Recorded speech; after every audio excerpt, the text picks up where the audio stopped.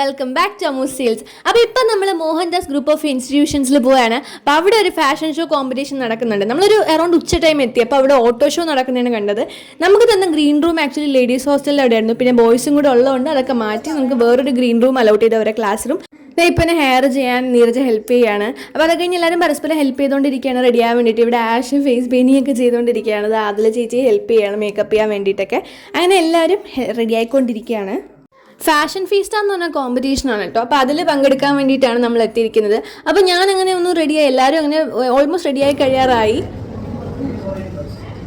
എല്ലാ പ്രാവശ്യവും സ്ഥിരമായി നടക്കുന്ന ഒരു ചടങ്ങ്.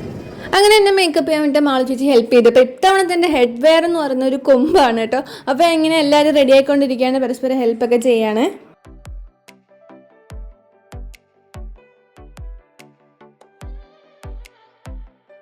അങ്ങനെ ഞാനും ഫേസ് പെയിൻറ്റിംഗ് ഒക്കെ ചെയ്തു. അപ്പം അറൗണ്ട് ഒരു 6 കോളേജസ് എന്തോ പാർട്ടിസിപ്പേറ്റ് ചെയ്യുന്നുണ്ട്.